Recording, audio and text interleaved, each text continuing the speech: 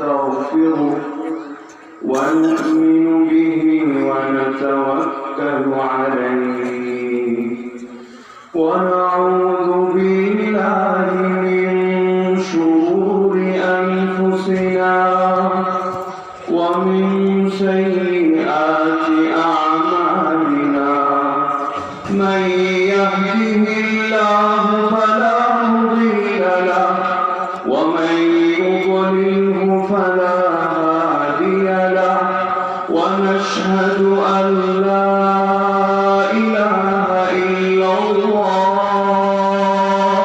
وحده لا شريك له لا وزير له ولا نظير له ولا مشير له ولا معين له ولا شبه له ولا شبيه له ولا مثيل له ولا مثال له ولا مثل له ولا أصل له ولا نسل له ولا كفء له ولا قبل له ولا بعد له ولا وقت له ولا زمان له ولا أول له ولا آخر له ولا بداية له ولا نهاية له ولا ضد له ولا ند له ولا حد له ونشهد أن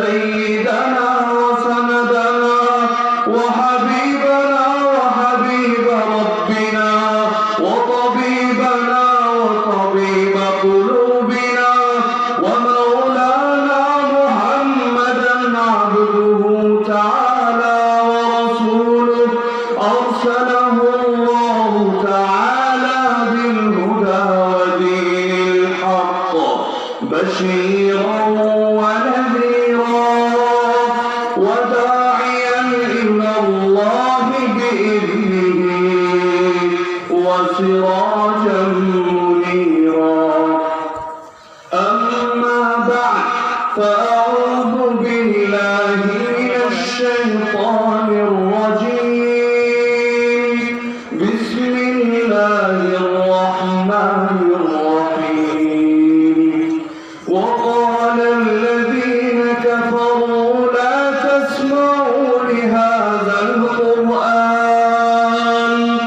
لا تسمعوا لهذا القرآن والغوا فيه لعلكم تغلبون فلنذيقن الذين كفروا عذابا شديدا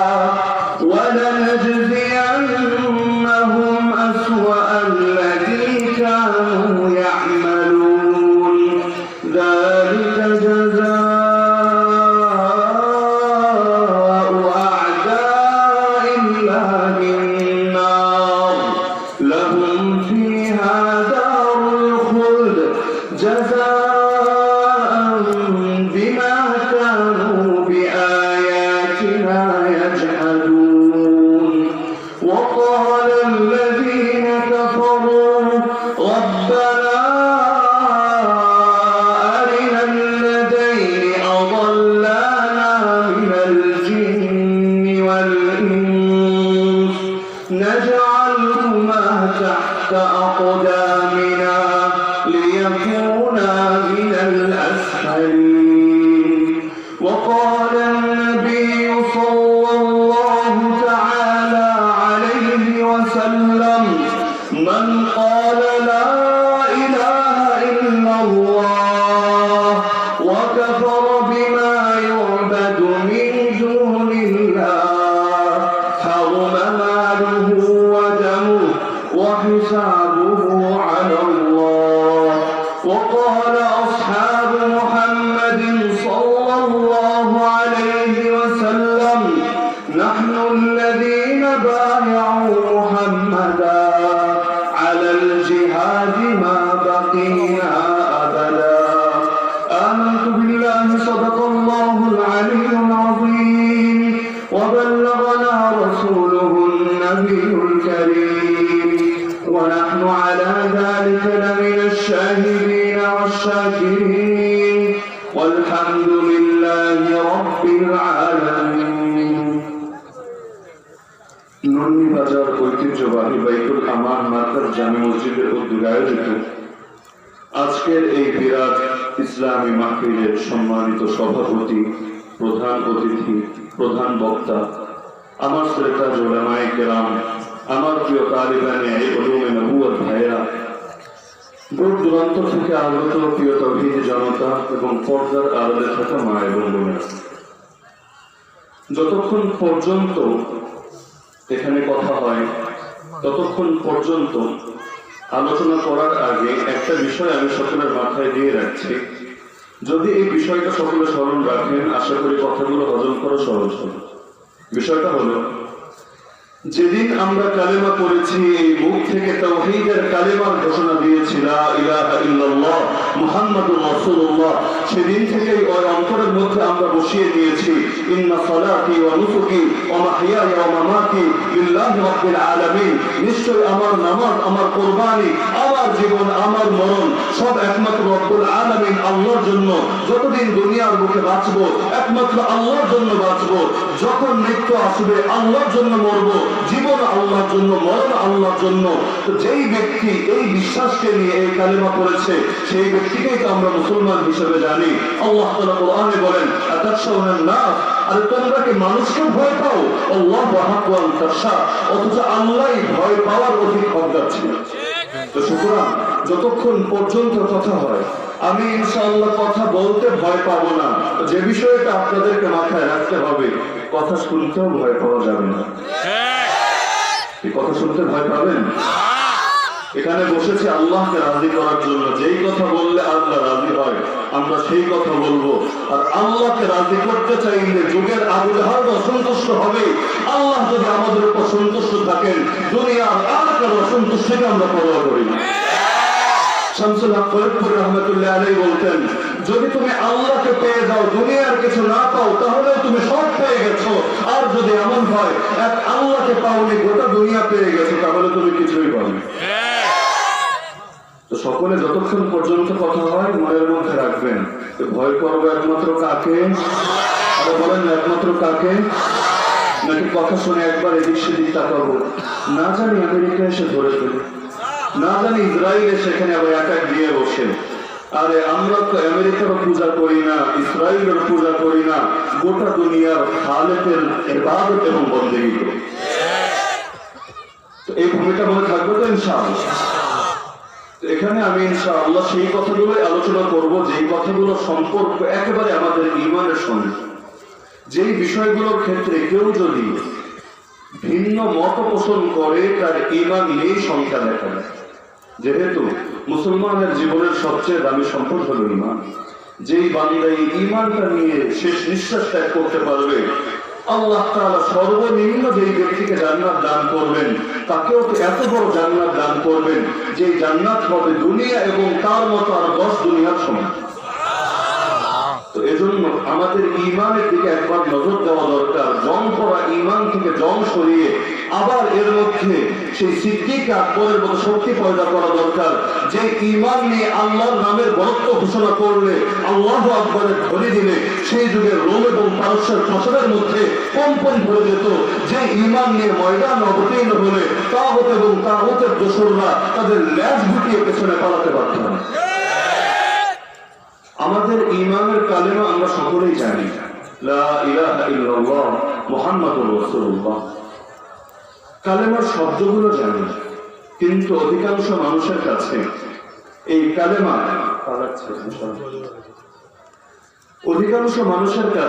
কালেমা অপরিচিত একটা বাক্য। একটা মন্ত্রের অর্থ যেমন জানে না, একটা মন্ত্রের উদ্দেশ্য যেমন বোঝে না, একইভাবে এই কালেমাটাও তাদের কাছে অপরিচিত একটা বাক্য। যখন রাসূলুল্লাহ সাল্লাল্লাহু আলাইহি ওয়াসাল্লাম এই কালিমার দাওয়াত নিয়ে সমাজের মধ্যে আবির্ভূত হলেন, 40 বছর জীবন যাপন করার পর নতুন করে তিনি যখন তাওহীদের বাণী দিক বিদিকে ছড়িয়ে দিতে লাগলেন, আবু জাহল এবং তার অন্যান্য নেতা এবং অন্য সঙ্গীরা, দোসররা তার রাসূলের পথে বাধা হয়ে দাঁড়ালো। রাসূলের চাচার কাছে একবার, দুবার, তিনবার, বারবার বিচার নিয়ে আসতে লাগলো। সময় আছে, তোমার ভাতিজাকে থামাও, যদি না থামাও আমরা থামানোর ব্যবস্থা করব। সোজা আঙুলে ঘি না উঠলে আঙ্গুল প্রয়োজনে বাঁকা করবে। আবু তালেব তাদেরকে বুঝিয়ে পাঠিয়ে দেয়, বলে ঠিক আছে তোমরা যাও, মুহাম্মদকে আমি বুঝিয়ে দেব। 2 দিন, 5 দিন, 10 দিন যাওয়ার পর যখন দেখে আবু তালেবের কথায় কোনো কাজ হয় না, রাসূল যেই দাওয়াত দিতেন একই দাওয়াত দিয়ে যাচ্ছেন, দাওয়াতের ক্ষেত্রে তিনি হকের ব্যাপারে কোনো আপোষ করছেন না, তাগুতের ব্যাপারে কোনো সৎ অবস্থানে আসছেন না, তখন একদিন এসে বললেন, এখন আর মিষ্টি মিষ্টি কথায় কাজ হবে না, আমাদের সামনে তোমার ভাতিজাকে নিয়ে আসি, আমাদের সামনে আজকে তার থেকে স্বীকারোক্তি আদায় করতে হবে। এখন থেকে সে আমাদের বাপ দাদার ধর্মকে খারাপ বলবে না, আমাদের উপাস্যদের ব্যাপারে খারাপ মন্তব্য করবে না, এখানে তওবা করে ভালো হয়ে যাবে। রাসূলুল্লাহ সাল্লাল্লাহু আলাইহি ওয়াসাল্লামকে ডাকলো, ডাকার পর বলল, এই দেখো তোমার সম্প্রদায়ের নেতৃস্থানীয় লোকেরা মাত্র একটা দাবি নিয়ে এসেছে, তুমি যে কালেমার দাওয়াত নিয়ে এসেছো এই কালেমার দাওয়াত ছাড়তে চাও, যদি ছাড়ো তারা তোমার পথে কোনো বাধা সৃষ্টি করবে না, এতকাল যেমন মাথার উপরে উঠিয়ে রেখেছে এখনো সেভাবে উঠিয়ে রাখবে। রাসূলুল্লাহ সাল্লাল্লাহু আলাইহি ওয়াসাল্লাম বললেন, আমি সেই দিন পর্যন্ত তাদের কথা শুনতে রাজি না যেই দিন না গোটা আরব মাত্র একটা কালেমার সামনে নত হয়। আবু জাহাল এই কথা শুনে বলল, নাম ওয়া আবিকা আশরা, আরে মুহাম্মদ তোমার বাপের কসম খেয়ে বলছি এক কালেমা না, একটা কালেমার জন্য কি মানুষ এরকম করে? কালেমা শুধু বলো, একটা না 10টা কালেমা আমরা মেনে নেব। রাসূলুল্লাহ সাল্লাল্লাহু আলাইহি ওয়াসাল্লাম বললেন, সেই কালেমা হচ্ছে লা ইলাহা ইল্লাল্লাহ মুহাম্মাদুর রাসূলুল্লাহ। সঙ্গে সঙ্গে আবু জাহল বলে উঠল, আজাআলাল আলিহাতা ইলাহা ওয়াহিদা ইন্না হাযা লাশাইউন উজাব, আরে মুহাম্মদ দেখি অনেক ইলাহকে মাত্র এক ইলাহে পরিণত করেছে। মুহাম্মদ বলে, এখন থেকে বিধানদাতা আমার ইবাদত প্রাপ্তির উপযুক্ত সত্তা একমাত্র একজনকে মানতে হবে, আর তিনি হচ্ছেন আল্লাহ। তো এই ব্যক্তি তো অনেক উপাস্যকে মাত্র এক উপাস্যে পরিণত করেছে, এটা তো বড় বিস্ময়কর ব্যাপার, এটা তো আমাদের পক্ষে মানা সম্ভব না।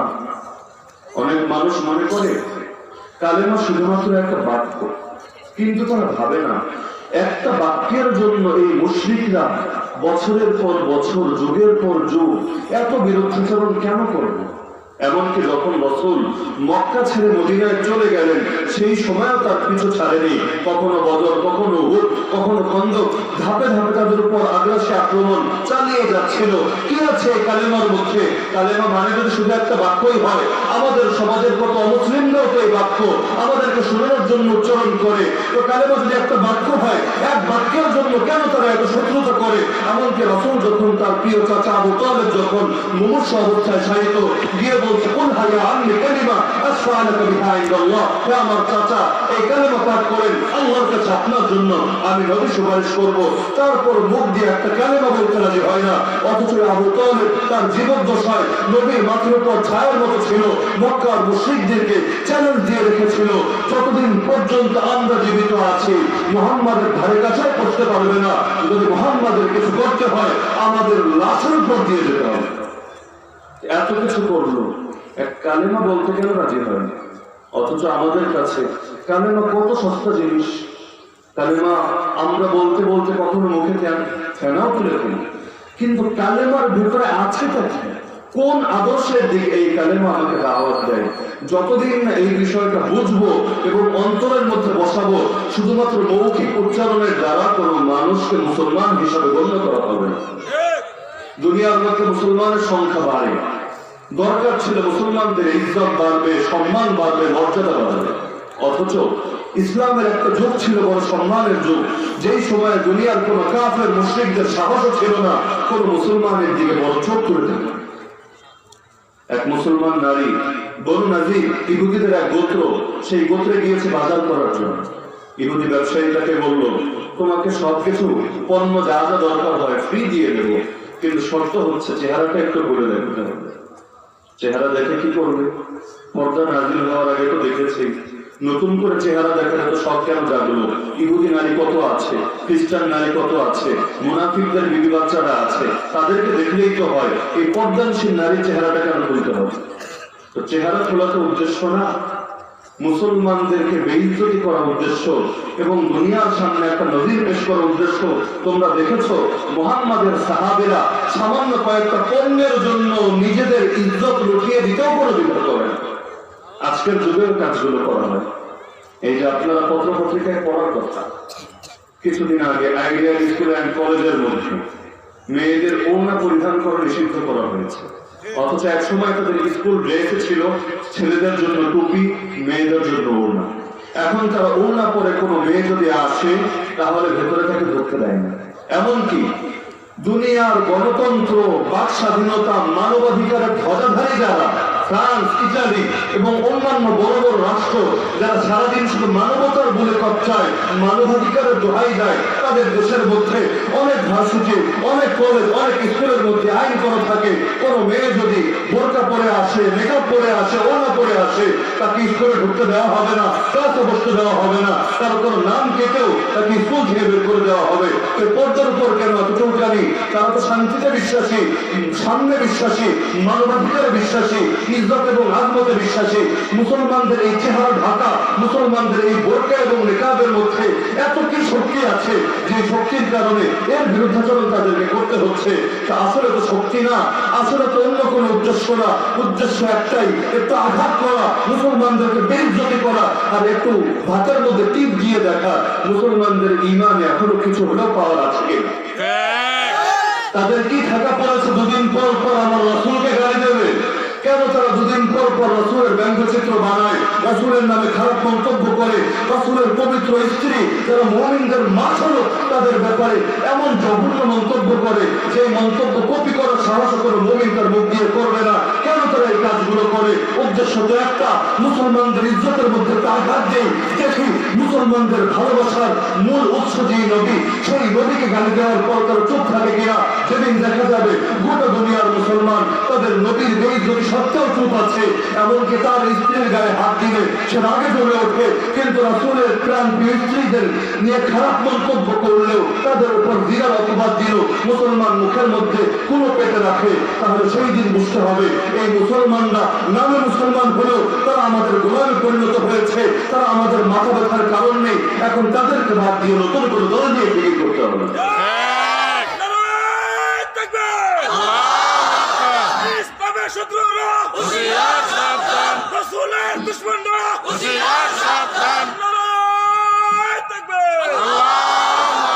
সর্বযুগে বাতিল এবং তাগুত কখনো সংখ্যাধিক্য দেখে ভয় পায় না, তারা ভয় পায় মুসলমানের ঈমানের পাওয়ার দেখে।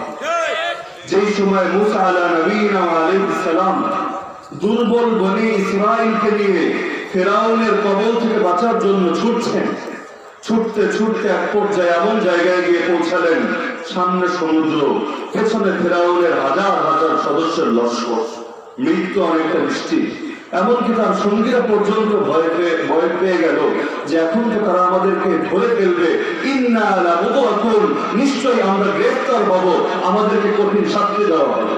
তো যেই সময় এই পরিস্থিতি, এই নবীর সঙ্গে গুটি কয়েক মুসলমানের সংখ্যা কম, তারপর আবার যারা আছে অস্ত্র শস্ত্রে সজ্জিত না, সবাই মেয়েদের ফোর্স না, আর্মি না, আবার অধিকাংশ আছে এখানে নও-মুসলিম যারা মাত্র কিছুদিন আগে, কেউ কয়েক ঘন্টা আগে কালেমা পড়েছে। এই মানুষগুলো ফেরাউনের কি করতে পারবে? আর তাদের গায়ে যদি তীর ছুটতে শুরু করে, তরবারি দিয়ে আঘাত শুরু করে, তাহলে ময়দান খালি হতে এক ঘন্টা তো দূরের কথা, মাত্র কয়েক মিনিট সময় হলেই যথেষ্ট।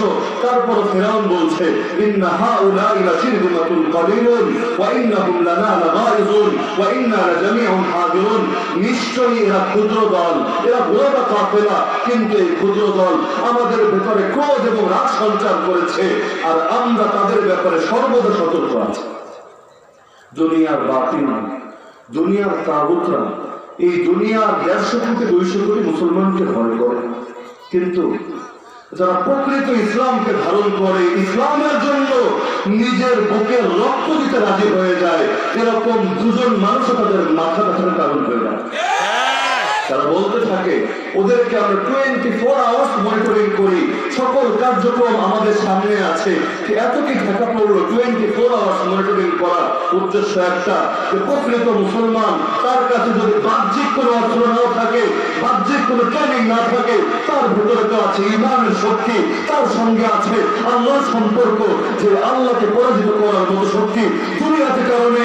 আর মুসলমান যদি সে আল্লাহর শক্তি নিয়ে ময়দান অবতীর্ণ হয়, তাকে থামানোর মতো কোন ধরনের ব্যবস্থা তো এই তাগুতের কাছে নেই। সর্বদাই তারা ভয় করে। যেটা বলছিলাম, প্রকৃত মুসলমান তাদের মাথা ব্যথার কারণ। এজন্য যুগে যুগে এই তাগুতের বাহিনী চেয়েছে মুসলমানদেরকে দুই ভাবে শায়েস্তা করবে। তাদেরকে ময়দানে শায়েস্তা করবো, কচু কাটা করবো। যদি চোখ থাকে, অন্ধত্বের চোখ না, বাস্তবে ইমামের চোখ যদি থাকে, একটু চোখ মেলে দেখেন সারা দুনিয়ার মুখে মুসলমানদের কি চিত্র হয়ে আছে। পার্শ্ববর্তী আরাকানের দিকে তাকান, আসামের দিকে তাকান, কাশ্মীরের দিকে তাকান, পাকিস্তানের সোয়াত এবং আফগানিস্তানের দিকে তাকান, আফগানিস্তানের অঞ্চলগুলোর দিকে তাকান, ইরাক, কাশ্মীর, সিরিয়া, লেবানন, ইয়ামান, আলজাজাইর থেকে শুরু করে পৃথিবীর অধিকাংশ মুসলিম স্টেটের দিকে তাকান, মুসলমানরা সেখানে কোন অবস্থায় আছে? এই যে রোহিঙ্গা মুসলমান, এখন যারা রোহিঙ্গা ক্যাম্পের মধ্যে অবস্থান করছে, আপনি গিয়ে দেখেন তাদের মধ্যে কয় পার্সেন্ট মানুষ নামাজ? অধিকাংশ মানুষকে তেমন পাবেন নামাজ দূরের কথা, ইসলামের মৌলিক শিক্ষা সম্পর্কে জ্ঞান রাখেন। তারপর এদেরকে নিয়ে কেন এত মাথা ব্যথা? একেবারে পুরো জাতিকে নিধন করল, কাউকে পুড়িয়ে মারলো, কাউকে নির্মম ভাবে গুলি করে হত্যা করলো, মেয়েকে পুরো ফ্যামিলির সামনে নগ্ন করে ধর্ষণ করলো, তারপর তাকে সেখানেই হত্যা করলো। তো এত ভাবে তাদের উপর টর্চার কেন করছে? আর গোটা চীন তো মুসলমানদের জন্য পুরো আস্তে একটা কারাগারে পরিণত হয়েছে। জিনজিয়াংয়ের খবর, কাজাকিস্তানের খবরগুলো একটু পড়ে দেখেন কি অবস্থা মুসলমানদের উপর হয়ে আছে। তো মুসলমানদের নিয়ে কেন এত চুলকানি? মুসলমান সেজদা দিলে কেন তাদের ভিতরে আগুন ধরে যায়? কেন তাদের কলিজার ভিতর পড়তে থাকে? কারণটা কি? এই মুসলমানরা তো জঙ্গিকে নিয়োজিত তা না, আর এই মুসলমানরা তাদের বিরুদ্ধে সন্ত্রাসী কর্মকাণ্ড পরিচালনা করতো তা তো না। তারপর এই মুসলমানের অস্তিত্ব কেন সরে নিচ্ছে না? রাসূলুল্লাহ সাল্লাল্লাহু আলাইহি ওয়াসাল্লাম বলেন, মুস্তাদরাকে হাকিমের সহিহ হাদিস, কিয়ামতের আগে এমন একটা অবস্থা হবে, ইদা ক্বালা রাজুলু আল্লাহু কিনা, যখন মানুষ মুখ দিয়ে আল্লাহ উচ্চারণ করবে তাকে হত্যা করে ফেলা হবে। তো এই যে করুণ পরিণতি হবে কেন? এই কারণটাই ইনশাআল্লাহ আমি আজকে চিহ্নিত করব। তো শুনতে কি ভয় লাগছে আপনাদের? আল্লাহকে ভয় করুন। আলী রাদিয়াল্লাহু আনহু বলেন, সিংহের মতো একদিন বাঁচা শিয়ালের মতো 1000 বছর বাঁচার চাইতে দুনিয়ার বুকে বাঁচবো, মাথা উঁচু করে বাঁচবো, ইজ্জত নিয়ে বাঁচবো, সম্মান নিয়ে বাঁচবো, কারো করুণা নিয়ে, কারো কাছ থেকে প্রাণ ভিক্ষা চেয়ে বাঁচার জাতি আমরা না। এটা বলছিলাম, ইহুদি ব্যক্তি সেই নারীকে বলছে চেহারা খুলে দেখো, দেখাই কোনোভাবে রাজি হচ্ছে না। কিন্তু ইহুদিরা তো গাদ্দার জাতি, মালউন জাতি, অভিশপ্ত জাতি। সে তার এক দোস্তকে ইশারায় বলল, মেয়েটা যখন যাবে তার ওড়নায় পাড়া দিয়ে ধরবে, তাহলে কি হবে? যখন যাওয়া শুরু করবে তার নিকাবটা খুলে যাবে, চেহারা প্রকাশিত হয়ে যাবে, সে বেইজ্জতির শিকার হবে। তো যেই কথা সেই কাজ। যখন মেয়েটা পণ্য খরিদ করে বাড়ির দিকে ফিরছে, পেছন থেকে তার ওড়নার উপর পাড়া দিয়ে ধরলো, তার চেহারাও প্রকাশিত হয়ে গেল। যদি এই যুগ হতো, তাহলে আমরা গিয়ে ইহুদি নেতাদের কাছে বিচার চাইতাম, মাননীয় ফেরাউন, আপনি মহামান্য হামানের বিচার করুন। জনাব আবু জাহাল আপনার কাছে উতবা এবং সাইবার বিরুদ্ধে বিচার দিচ্ছে, একটু বলে দিন, আমাদেরকে কোনো ডিস্টার্ব না করে আপনাদের করুণা নিয়ে আমরা বাঁচতে চাই। এই যুগ হলে এই চিত্রটাই স্বাভাবিক ছিল। কিন্তু সেই যুগে মুসলমানদের মধ্যে ইজ্জত ছিল, সম্মান ছিল। কেমন সম্মান? মুসলমান তার অপর ভাইকে নিজের জীবনের চাইতে অধিক ভালোবাসত। বদর যুদ্ধের ইতিহাসের মধ্যে পাওয়া যায়, বদর যুদ্ধে 70 জন কাফের বন্দী হয়েছিল। এক কাফের এমন ছিল, তার আপন ভাই অনেক আগে ইসলাম গ্রহণ করেছে এবং বদর যুদ্ধে সে শরীক ছিল। যখন তাদেরকে মদিনায় নিয়ে আসা হলো, রাসূলুল্লাহ সাল্লাল্লাহু আলাইহি ওয়াসাল্লাম আদেশ জারি করলেন, এই মুশরিকদেরকে তোমরা এই মদিনার মসজিদের খুঁটির সঙ্গে বেঁধে রাখো। সেই যুগে জেলখানা ছিল না, জেলখানায় ঢুকিয়ে রাখা হবে, বললো খুঁটির সঙ্গে বেঁধে রাখো। তো যখন সেই কাফেরকে বাধা হচ্ছে, সে তার ভাইকে উদ্দেশ্য করে বলছে, হে আমার আপন ভাই, যেই লোকটা আমাকে বাঁধছে সেও তো মুসলমান, তুমিও মুসলমান, তাকে একটু অনুরোধ করো সে যেন আমাকে একটু ঢিল করে বাঁধে, বাঁধুক, আপত্তি নেই, কিন্তু কষ্ট যাতে আমার না হয়। সেই মুসলমান ভাই থেকে জবাব দিল, তুমি তাকে আর শক্ত করে বাঁধো। তো ভাই বলল পেরেশান হয়ে, তুমি আমার আপন ভাই হয়ে এরকম বেয়াদবি কিভাবে করলে? মুসলমান জবাব দিচ্ছে, আরে না, তুমি আমার ভাই না, যে তোমাকে বাঁধছে সে আমার ভাই। তো মুসলমানের কাছে তার অপর ভাইয়ের দাম নিজের জীবনের দামের চাইতেও বেশি ছিল। আবু জাহাল, যাকে বলা হয় এই উম্মতের ফেরাউন, সেই আবু জাহালের ছেলে ইকরামাকে কে চেনে না, যে নিজেও আবু জাহালের সঙ্গে শরীক হয়ে মুসলমানদের বিরুদ্ধে যতদিন পেরেছে যুদ্ধের মধ্যে শরীক থেকেছে, অসংখ্য মুসলমানকে নিজের হাতে হত্যা করেছে, কিন্তু ইয়ারমুকের যুদ্ধের মধ্যে সে আবু জাহালের ছেলে নিজে আহত হয়ে পড়ে আছে, পানি পানি বলে চিৎকার করছে। এক সাহাবী তার কাছে পানি নিয়ে গেল, পানি মুখের কাছে নিয়েছে, ভিতরে পান করবে, এমন অবস্থায় পাশ থেকে আরেকজন মুসলমান আহত ব্যক্তি সেও পানি বলে চিৎকার করে উঠলো।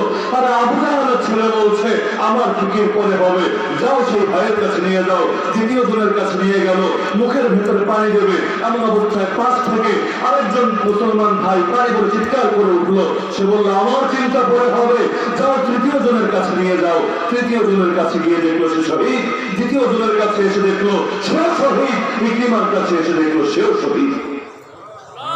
আমাদের কাছে তো এগুলো রূপকথা, গল্প, কিন্তু তাদের কাছে ছিল এটাই ঈমানের দাবি। একজন মুসলমান যুবক নিজ চোখে এটা দেখলো যে ইহুদি বজ্জাত জাতিরা, মালাউনরা, তারা মুসলমান একজন বোনের ইজ্জতের উপর হাত দিয়েছে। এখনের মতো নির্মমভাবে হাত দেয়নি, যে ফ্যামিলির সামনে প্রকাশ্যে গণধর্ষণ করছে ও মাসের পর মাস ক্যাম্পের মধ্যে নিয়ে ফেলে রাখছে, এতটা ভয়াবহ ছিল না। শুধু চেহারাটা খুলেছে, তার রূপটা মানুষের সামনে প্রকাশ করে তার ইজ্জতের মধ্যে আঘাত করেছে। মুসলমান সয়ে নেয়নি, তার মধ্যে সবর এই ক্ষেত্রে সে করেনি, সঙ্গে সঙ্গে তরবারি একটা নিয়ে সেই নরধম ইহুদির গলাকে নিখণ্ডিত করে দিল। রাসূলের কানে সংবাদ পৌঁছার পর রাসূল তাকে বলেননি, হে সাহাবী, আইন কেন নিজের হাতে তুলে নিবে? কারণ মুসলমানদের ইজ্জতের বিষয়, ইজ্জত যদি না থাকে দুনিয়ার বাঁচাবার কি অর্থ থাকে? রাসূলুল্লাহ সাল্লাল্লাহু আলাইহি ওয়াসাল্লাম সেই পুরো ইহুদি গোষ্ঠীকে ডাকালেন, তোমাদের সঙ্গে আমাদের শান্তি চুক্তি ছিল, মদিনা সনদের মধ্যে এই কথা লেখা ছিল, আমরাও তোমাদের কোনো ক্ষতি করব না, তোমরা আমাদের কোনো ক্ষতি করবে না। তারপর এই কাজটা কেন করলে? হে ইহুদি জাতি, তোমাদের আর মদিনায় থাকার কোনো সুযোগ নেই, যাও পুরো জাতি মদিনা থেকে বের হয়ে যাও। ইমাম আব্দুল্লাহ বিন মুবারক রাহমাতুল্লাহ আলাইহি, যিনি হাদিস হলো ইমাম, ফিকহ হলো ইমাম, হানাফি মাযহাবের যে 40 জন বিশিষ্ট বোর্ড বানিয়েছিলেন ইমাম আবু হানিফা রাহমাতুল্লাহ আলাইহি, তার অন্যতম সদস্য ইমাম আব্দুল্লাহ বিন মুবারক রাহমাতুল্লাহ আলাইহি, যিনি 6 মাস কাটাতেন জিহাদের ময়দানে, 6 মাস কাটাতেন দাসের মধ্যে, সে আব্দুল্লাহ বিন মুবারক বলেন, কাইফাল কারার ওয়া কাইফা ইয়াহদাউ মুসলিমুন ওয়াল মুসলিমাতু মা'আল আদুউল মু'তাদি আদ-দারিবাতু হুদুদাহুন্না বিরিন্নাতিন আদ-দাইয়াতু নাবিয়্যাহুন্না মুহাম্মাদি আল-কাইনাতু ইযা ফাশিনা ফাদিহাতান জুহদাল মাকালাতি লাইতানা লাম দুলাদি। তিনি বলেন, আরে কিভাবে আমরা শান্তিতে থাকতে পারি? একজন মুসলমান কিভাবে আরামে দিন কাটাতে পারে যেই সময় মুসলিম নারীরা এই জালেমদের হাতে বন্দী থাকে? যখন তাদের ইজ্জতের উপর আঘাত আসে, তারা চিৎকার করে বলতে থাকে, হায় রে, দুনিয়াতে যদি জন্মটাই না হতো এই দিন তো আর দেখতে হতো না। তো যখন মুসলিম মা বোনের অবস্থা এরকম হয়ে যায়, মুসলমানরা কিভাবে আরামের দিন কাটাতে পারে? যেটা বলছিলাম, প্রকৃত মুসলমান যদি একজন হয়, সেই একজনকে গোটা পৃথিবী বড় করে। কোরআনের মধ্যে আল্লাহ তাআলা ইব্রাহিম আলাইহিস সালামের ব্যাপারে বলছেন, সূরা তাহা, ইন্না ইব্রাহিম কানা উম্মাহ, নিশ্চয়ই ইব্রাহিম ছিল একটা জাতি। আমি আপনাদেরকে জিজ্ঞেস করি, ইব্রাহিম একটা মানুষ না একটা জাতি? আমরা হলে বলতাম একজন ব্যক্তি। একজন ব্যক্তি দিয়ে একটা জাতি হয় না, তাহলে কোরআনকে মিথ্যা বলছে? নাউযুবিল্লাহি মিন যালিক, লা ইয়াতিহিল বাতিলু মিন বাইনি ইয়াদাইহি ওয়া লা মিন খালফিহি। এই কোরআনের সামনের দিক থেকেও কোনো বাতিল আসে না, পেছন দিক থেকেও কোনো বাতিল আসে না, পুরো কোরআন সত্য, লা রাইবা ফি, এর মধ্যে সন্দেহ করার কোনো সুযোগও আল্লাহ রাখেননি। তাহলে ইব্রাহিম একটা জাতি হওয়ার কি অর্থ? তার মানে হকের উপর যদি মাত্র একজন মানুষ প্রতিষ্ঠিত থাকে, সেই একজন মানুষই একটা জাতি। সংখ্যা ভিক্ষ দিয়ে ইসলাম কোনদিন হক মাপে না। ওয়াইন তুতি আকসার মান ফিল আরদ, হে নবী, পৃথিবীর অধিকাংশ মানুষকে, সংখ্যাগরিষ্ঠকে যদি আপনি অনুসরণ করেন, হকের উপর থাকতে পারবেন না। ইউদিল্লুকা আন সাবিলিল্লাহ, তারা আপনাকে আল্লাহর পথ থেকে সরিয়ে দেবে। তো অধিকাংশ মানুষ কখনো হকের দলিল না। মাত্র একজন ব্যক্তি যদি হকের উপর থাকে, সেই একজনই উম্মত, সেই একজনই জামাত, সেই একজনই জমহুর, সেই একজনই সওয়াজে আযম, সেই একজনই গুরাবা, সেই একজনই আত-তাইফাতুল মানসুরা, সেই একজনের অনুসরণের নির্দেশে আমাদেরকে দেওয়া হয়েছে। হক কখনো চেহারা দেখে, বয়স দেখেও মাপা হয় না। যে সময় আমার নবী মক্কার মধ্যে দাওয়াত দেওয়া শুরু করলেন, মক্কার মুশরিকরা বলা শুরু করল, এই কোরআন কেন তার উপর নাযিল হলো? লাউলা নুযিলা হাযাল কুরআন আলা রাজুলিন মিনাল ক্বরিয়াতাইন আযীম। এই কোরআন কেন দুই জনপদ, এক জনপদের নাম মক্কা আর এক জনপদের নাম তায়েফ, এই কোরআন কেন মক্কা এবং তায়েফের কোন আযীম ব্যক্তিত্ব, কোন মহান ব্যক্তিত্ব, কোন প্রবীণ ব্যক্তিত্বের উপর নাযিল হলো না? একজন তরুণ, একজন যুবক মুহাম্মদের উপর কেন নাযিল হলো? সমাজে আবু জাহাল ছিল, আবু লাহাব ছিল, আবু তালেব ছিল, উতবা ছিল, শাইবা ছিল, আর এত গুরুরা আছে।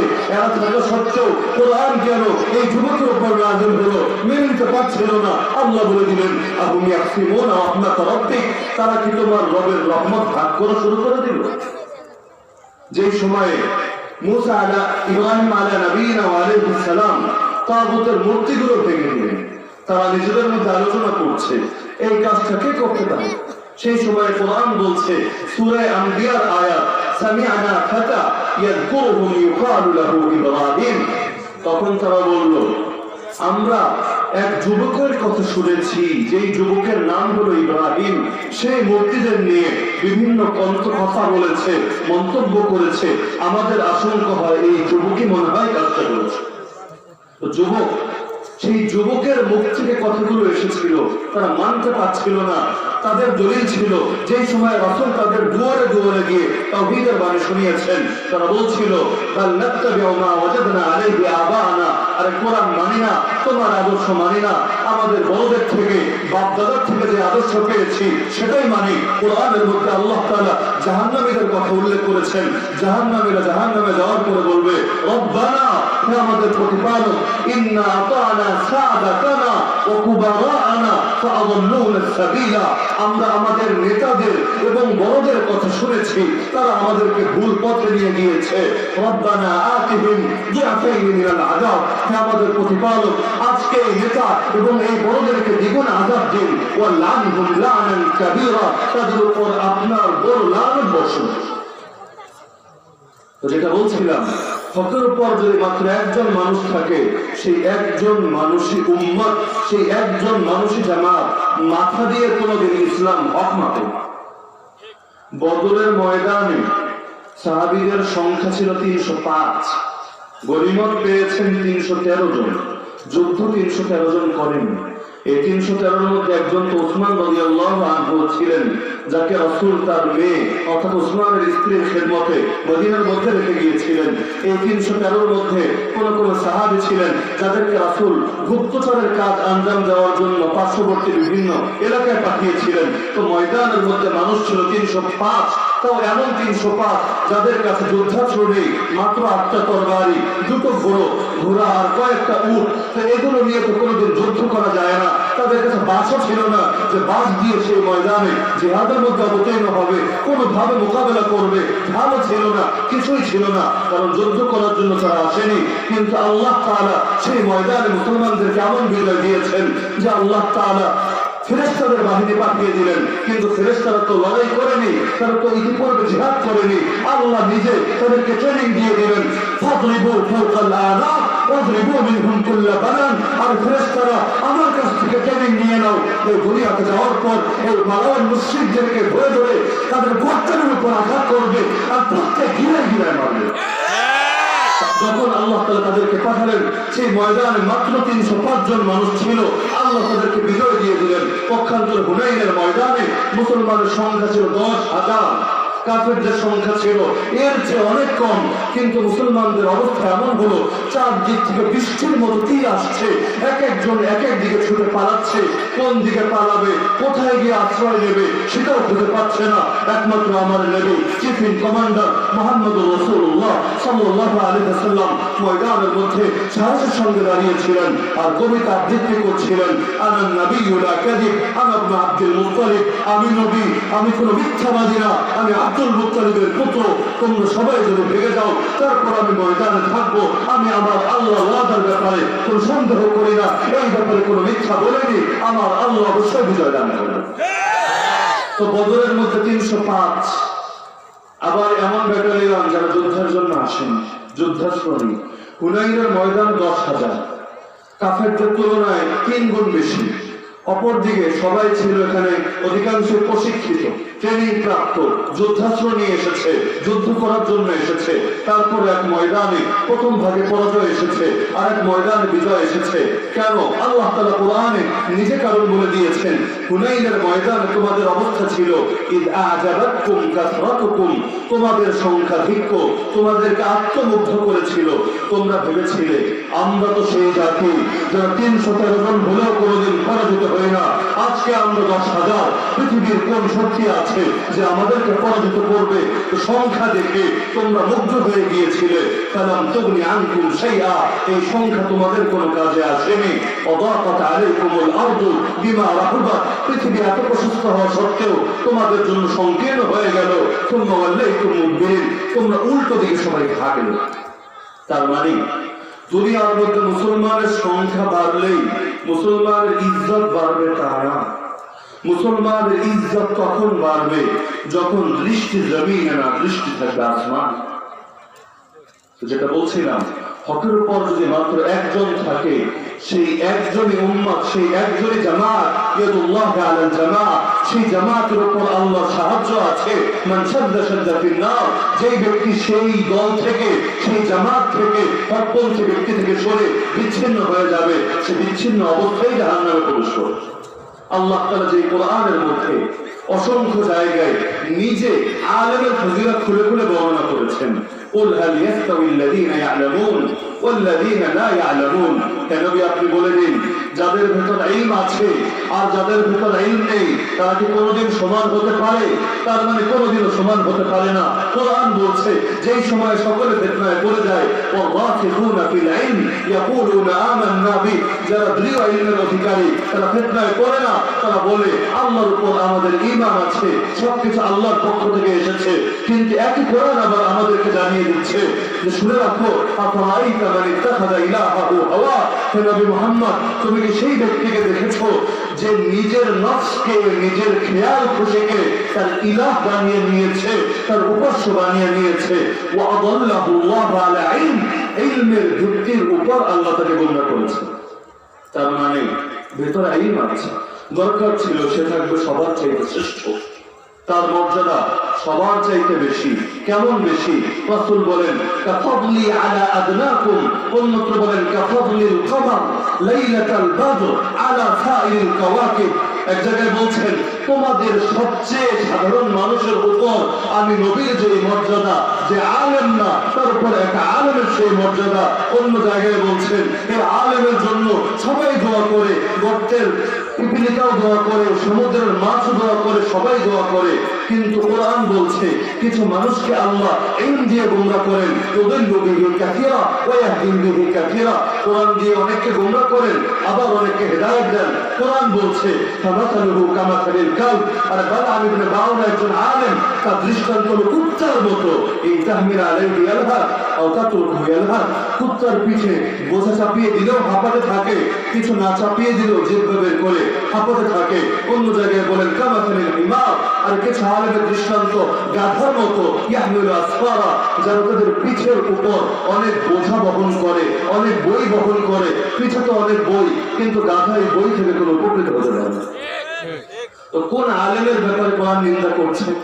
আবু জাহাল, জাহাল মানে মূর্খতা, আবু মানে বাপ, তো আবু জাহাল মানে মহামূর্খ, মূর্খতার বাপ। কিন্তু তার উপাধি আসলে আবু জাহাল ছিল না, জাহিরের যুগে তার উপাধি ছিল আবুল হাকাম। সূরা কাবিল মালিক তার একটা কবিতার মধ্যেও পাওয়া যায়, আবা হাকামিন ওয়াল্লাতি লাউ কুনতা শাহিদা। তার নাম ছিল আবুল হাকাম।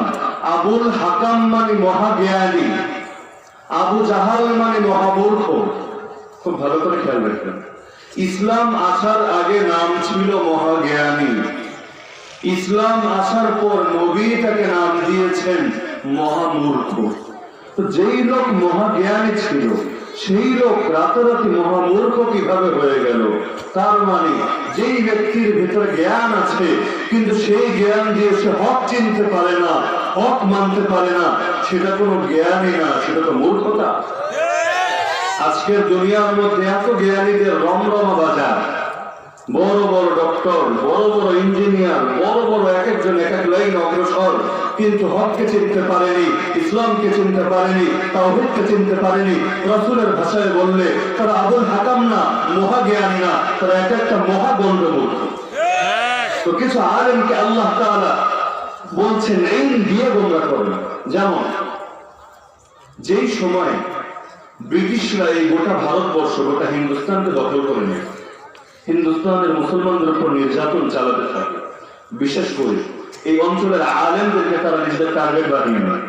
অনেকগুলো রোড ছিল এমন, যেই রোডের এমন একটা গাছও ছিল না যেই গাছে কোনো না কোনো আলেমকে ফাঁসি দেয়নি। ধরে ধরে এনে আলেমদেরকে নির্মম ভাবে কাউকে আগুনে পুড়িয়ে মারত, কাউকে ফাঁসি দিয়ে হত্যা করত, কাউকে কামানের সামনে রেখে কামানের আঘাতে তাকে টুকরো টুকরো ছিন্ন বিচ্ছিন্ন করে নিত। তো সেই সময় যখন তারা দেখছে বছরের পর বছর চলে যায়, কোনোভাবেই বিপ্লব দমানো যায় না, জিহাদ দমানো যায় না। আজকের দুনিয়ায়ও এই তাগুতরা, মালাউনরা, মুশরিকরা জিহাদের নাম গন্ধ মুছে দিতে চায়, জঙ্গিবাদ এবং জিহাদকে এক বানিয়ে ফেলে।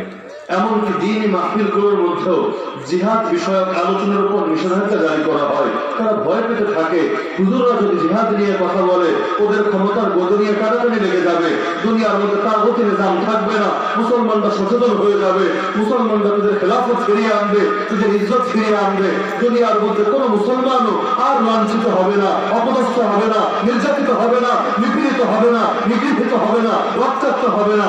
এজন্য তারা কোরআনের ভাষায় বলতে থাকে লা তাসমাউ লিহাযাল কুরআন ওয়ালগাউ ফি। এই কোরআন শুনবেও না, অন্যগুলো শুনলেও যেগুলোর দ্বারা ইসলাম কায়েম হয়, ইসলাম প্রতিষ্ঠিত হয়, সেগুলো শুনবে না। ওয়ালগাউ ফি, কোরআনের মজলিসে হট্টগোল করবে, তার মানে নিজেও শুনবে না, অন্যকে শুনতেও দেবে না। লাআল্লাকুম তাগলিবুন, তাহলে তোমরা জয়ী হবে। কারণ মানুষের কানে যদি তাওহীদের বাণী চলে আসে, জিহাদের বাণী চলে আসে, কোরআনের বাণী চলে আসে, তাহলে কুল্লু মাউলুদিন ইউলাদু আলাল ফিতরা, প্রত্যেকটা নবজাতক বাচ্চাকে আল্লাহ সত্য গ্রহণের স্বভাবজাত এক যোগ্যতা দিয়ে সৃষ্টি করেছিলেন। মানুষের কানে কানে আজকে যদি কোরআনের বাণী চলে আসে, মানুষ সচেতন হয়ে যাবে, কোরআনকে আঁকড়ে ধরবে, তাওহীদকে আঁকড়ে ধরবে, তাদেরকে তো আর গোলাম বানিয়ে রাখা যাবে না। তো যুগে যুগে তারা কোরআনের পথে বাধা সৃষ্টি করে রাখে। বিশেষ করে জিহাদের ব্যাপারে তাদের চুলকানি বেশি থাকে। তারা নামাজও পছন্দ করে না, রোজাও পছন্দ করে না ঠিক, কিন্তু তাদের বেশি চুলকানি থেকে জিহাদ নেই। নামাজ রোজা পছন্দ করে না, দলিল কি? এই যে বিভিন্ন অঞ্চলের মধ্যে, বিশেষ করে সোভিয়েত ইউনিয়ন, রাশিয়া যখন 70 বছর পর্যন্ত কমিউনিস্ট শাসনের অধীনে ছিল, সেই সময় তার মসজিদগুলোকে তাদের গোয়াল ঘর বানিয়ে ফেলেছিল। কোন মুসলমান যদি সিজদায় যেত, এই প্রাণ নিয়ে সিজদা থেকে উঠতে পারবে এই নিশ্চয়তা ছিল না। ভারতের মধ্যে এই দুদিন আগে পত্রিকায় দেখেছি, তারা কিছু এলাকার মধ্যে আজান নিষিদ্ধ করেছে। এখানে মাইকে আজান দিতে পারবে না, তোমার ইবাদত তুমি করো, আমাকে কেন ডিস্টার্ব করবে। এমনকি নরেন্দ্র মোদী তার এক ভাষণের মধ্যে বলেছে এই আজানটা মাইকে দেওয়া নিষিদ্ধ করা দরকার, কারণ প্রত্যেকের ধর্ম নিজস্ব উপাসনালয়ে পালন করবে, অন্য মানুষকে কেন ডিস্টার্ব করবে, তাদেরকে কেন বিরক্তি করবে। সোনু নিগম নামক এক শিল্পী কিছুকাল আগে সে নিজে লিখেছিল ফজরের আজানে তার ঘুম ভাঙে, তার কাছে বিরক্তি লাগে, কুকুরের আওয়াজের মতো এগুলো কেন। তো সবকিছু নিয়ে চুলকানি, পুরো ইসলাম নিয়ে চুলকানি। কোরআনে আল্লাহ বলেছেন ওয়ালান তারদা আনকাল ইয়াহুদ ওয়ালান নাসারা হাত্তা তাত্তাবিআ মিল্লাতাহুম। হে নবী, আপনি সর্বযুগের সর্বশ্রেষ্ঠ মহামানব হতে পারেন, কিন্তু ইহুদি গোষ্ঠী আর খ্রিস্টান গোষ্ঠী কোনোদিনও আপনার উপর সন্তুষ্ট হবে না যতদিন না তাদের আদর্শের অনুসরণ আপনি করবেন। তো পুরো ইসলামকে নিয়ে চুলকানি, কিন্তু জিহাদ নিয়ে তাদের একটু বেশি চুলকানি। কেন? দেহের মধ্যে কারণ যে এইডস হয়, নাম তো সবাই শোনার কথা। এইডস, এইডস যে হয়, এইডস কি করে শরীরে এসে? একটা কাজ করে, শরীরের রোগ প্রতিরোধের ক্ষমতাকে নষ্ট করে দেয়। এইডস এটা কোনো রোগ না, এটা কি করে, একটা জীবাণু যেটা এসে রোগ প্রতিরোধের ক্ষমতা অর্থাৎ প্রতিরক্ষা ব্যবস্থাকে নষ্ট করে দেয়। তো দেহের মধ্যে রোগ প্রতিরোধের ক্ষমতা যখন নষ্ট হয় তখন অসংখ্য রোগ দানা বাঁধতে থাকে। কোনো কিছুই যেহেতু এখানে আর সীমান্ত নেই, সীমান্ত প্রহরা নেই, তো সারা দেহের মধ্যে তখন বিভিন্ন জিনিস ঢুকে গিয়ে, বিভিন্ন ভাইরাস ঢুকে গিয়ে মানুষ মরে যায়, তাকে আর বাঁচানো যায় না। তারাও চায় যে মুসলমানদের জিহাদটাকে শেষ করে দিই, তাহলে যতই মারি না কেন ঘুরে ফিরে তো আমার কাছেই আসবে, ওদেরকে কুকুর বানিয়ে রাখবো, সারাদিন লাঠি মারলেও রাতের বেলায় আমার ঘরের সামনে এসেই পড়ে থাকবে, কারণ আমি ছাড়া তার তো আর দ্বিতীয় কোনো পথ নেই। তো সেই জামানার মধ্যে তারা দেখলো যে কোনোভাবেই মুসলমানদেরকে থামানো যাচ্ছে না, তাহলে কি করে? তো উইলিয়াম হান্টার নামে এক বড় জ্ঞানী, তাদের দৃষ্টিতে বড় জ্ঞানীর নেতৃত্বে একটা টিম পাঠালো হিন্দুস্তানে, যাও গিয়ে দেখে আসে কোন শক্তির কারণে মুসলমানরা কোনোভাবেই দমছে না, তাদের বিপ্লবকে থামানো যাচ্ছে না, যতই মারি মনে হয় আরো বাড়ে, কমে তো আর না। তো যাও একটু দেখে আসে। তো তারা দীর্ঘদিন পর্যন্ত সরে জমিনে তদন্ত করে একটা প্রতিবেদন পেশ করেছিল সেই ব্রিটিশ সরকারের সামনে। তো উইলিয়াম হান্টার তার সেই রিপোর্টের মধ্যে দিয়েছিল যে 3টা পদক্ষেপ যদি আমরা নেই, মুসলমানদের এই পুরো বিপ্লবকে শেষ করা যাবে। 3 পয়েন্ট আমাদের উদ্দেশ্য না, প্রথমটা বলার জন্য এতগুলো কথা টানলাম, ঘটনা থেকে উল্লেখ করলাম। তার প্রথম প্রস্তাব ছিল আমরা মুসলমানদের মধ্যে কিছু দরিদ্র শ্রেণীর জ্ঞানী গুণী আলেম ব্যক্তিকে বাছাই করব, করার পর তাদেরকে বিভিন্ন উপহার, উপঢৌকন, হাদিয়া তোহফা দিব, সরকারি সুযোগ সুবিধা দিব, পদ দিব, পদবি দিব। একটা পর্যায়ে যখন তাদেরকে আমরা সন্তুষ্ট করে ফেলবো, তখন তাদের থেকে আমরা ফতোয়া জারি করব, আমাদের মনমত ফতোয়া। বিশেষ করে তার রিপোর্টের মধ্যে ছিল যে শাহ আব্দুল আজিজ মুহাদ্দিস দেহলভী রাহমাতুল্লাহ আলাইহি, আল্লাহ তার কবরকে নূরে নূরান্বিত করেন। যখন এই ব্রিটিশরা গোটা হিন্দুস্তানকে দখল করে নিয়েছিল, সর্বপ্রথম তিনি ফতোয়া জারি করেছিলেন যে ভারতবর্ষ হচ্ছে দারুল হার্ব, যুদ্ধ কবলিত রাষ্ট্র। প্রত্যেক বালেগ আকিল মুসলমানের উপর ফরজে আইন এই ব্রিটিশদের বিরুদ্ধে জিহাদ করতে হবে, যেখান থেকে এসেছে পিটিয়ে সেখানে আবার ফেরত পাঠাতে হবে। তার সেই ফতোয়ার কারণে, যেহেতু তিনি ছিলেন সকলের তাজ, মাথার তাজ, সবার চাইতে বড় আলেম সেই যুগে, তো সকলে এই ফতোয়াকে সামনে রেখে ময়দানে নেমে গিয়েছিলেন। এমনকি দারুল উলুম দেওবন্দের প্রতিষ্ঠাতা কাসেম আর নানতুবি রহমাতুল্লাহ আলাইহি জীবনে যদি পড়েন, তিনি ছিলেন যুদ্ধের লিডার, ময়দানের চিফ ইন কমান্ডার। তো কোনোভাবেই থামানো যাচ্ছিল না। এত বড় আলেমের ফতোয়াকে যতই নির্যাতন করি না কেন, মানুষ যেহেতু আলেমদেরকে মহব্বত করে, নির্যাতন দিয়ে থামানো যাবে না। তারা বলল আরো কিছু আলেমকে টাকা দিয়ে, পয়সা দিয়ে, সুযোগ সুবিধা দিয়ে কিনে নেন। কেনার পর তাদের থেকে ফতোয়া বের করেন ভারতবর্ষ দারুল আমান, অর্থাৎ ইসলাম এবং মুসলিম উম্মার জন্য নিরাপদ রাষ্ট্র, যুদ্ধ কবলিত রাষ্ট্র না। যেহেতু ব্রিটিশ সরকার মুসলমানদের ধর্ম পালনে বাধা দেয় না, এজন্য ব্রিটিশ সরকারের বিরুদ্ধে জিহাদ জায়েজ নেই। এখন যদি কেউ জিহাদ করে সেটা হবে জঙ্গিবাদ, সেটা হবে টেরোরিজম, সেটা হবে সন্ত্রাস।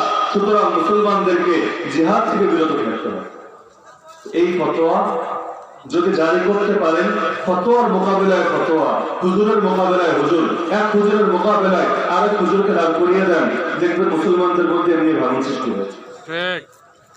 র্যান্ড কর্পোরেশনের নাম হয়তো অনেকে শুনেছেন, আমেরিকার থিঙ্ক ট্যাঙ্ক, যারা মুসলমানদেরকে ধ্বংস করার জন্য বিভিন্ন পরিকল্পনা গ্রহণ করেছে। অল্প সময় তাদের বিস্তারিত পরিচয় উল্লেখ করা সম্ভব না।